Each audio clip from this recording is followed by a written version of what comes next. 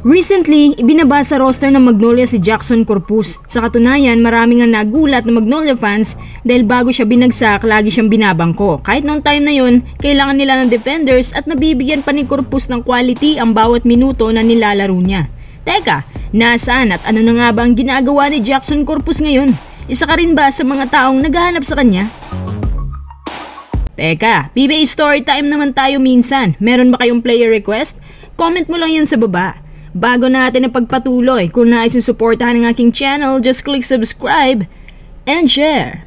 Nakilala si Jackson Corpus dahil sa bukod sa kamukha niya si Fukuda ng Ryonan, parehas talaga ng mata, ilong kahit bibig. Bukod dyan, kilala din si Corpus dahil sa halos pabago-bagong hairstyle at kulay every conference.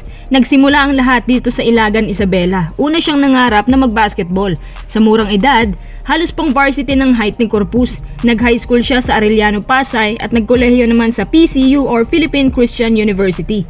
Lingid po sa inyong kaalaman, naging undrafted po si Corpus sa PBA taong 2014, habang nagbukas naman ang bagong chance sa PBA D-League at naglaro siya under Erase Exfoliant Erasers, Derulo Axelo Oilers at Bread Story Smashing Bakers. Going 2015, si Corpus kasama si Gio Lalo nakakuha ng tinag 21 points at naiakyat sa rubber match ang labanan para sa huling slot sa semis. Kaso natalo nga lang sila laban sa France CEU Bakers.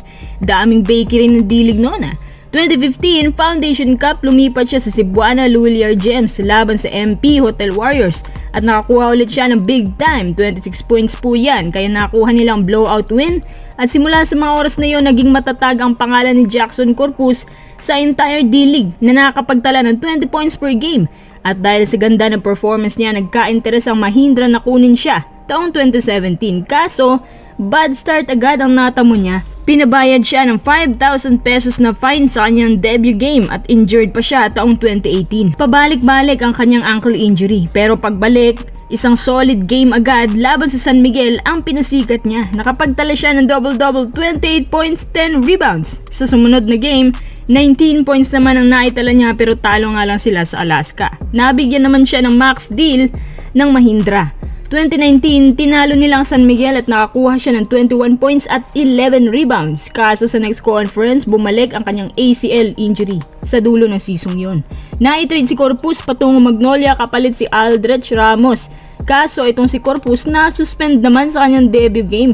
Nakakuha pa naman sana siya ng 16 points at 13 rebounds nun. Sa mga sumunod na games, laging nakakapagdala si Corpus ng halos hindi bumababa sa 16 points per game at 8 of 12 sa shooting. Nagsimula Magnolia noon naman 6-game winning streak at nakatungtong sa finals sa Magnolia laban sa TNT. Kaso itong si Corpus laging nadadawit sa fines at suspension dahil umano marumi maglaro.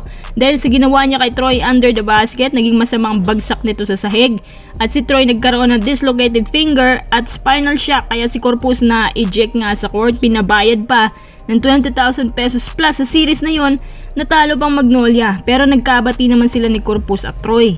2021, pinag-sign ng Magnolia si Corpus ng 2 taong extension habang nasa 62.5% ang shooting niya nun. Highest percentage ito sa field goals nung time na yun. Matapos ang 5 taong pananatili sa Magnolia Hotshots, binagsak siya sa roster noong August 2, 2024. Ang dahilan ng Magnolia, bukod sa mainitin ng ulo, injury prone na din masyado. 35 pa naman ngayon si Corpus, wala na rin kumukuha sa kanya. Naniniwala ako na kung may magka-interest lang kunin ito, tiyak ako na may bubuga pa yan. Mataas ang kalibre ni Fukuda. Napansin ko sa kanya kapag maalat siya sa shooting, bumabawi siya sa depensa. Kaya nga marami din ang may ayaw sa kanya dyan sa PBA kasi grabe makipagbardagulan yan sa depensa. Kaya nga nung binabangko na lang siya ni Coach Chito, ang daming nasasayangan. Sabi ng ilan, i-release na lang siya para makapaghanap ng ibang team, pero nung ni-release na nga siya, parang nawala na rin siya ng interes. Si Pinoy Fukuda hindi naman pinanghinaan ng loob sa buhay matapos mangyari sa kanya to. In fact, sanay na siya dyan. Teka, ano na nga bang ginagawa ni Jackson Corpus ngayon? Siya po ay abala sa kanyang bagong business. Nagpatayo po siya ng sarili niyang fitness gym. Grabe ng ginastos dito mga kuys. Napaka-convenient po nito sa loob. Isa si Jackson Corpus sa mga taong may positivity sa isip. Kaya ang ginawa niya, huminto siya sa paglalaro at nagpakasaya sa labas.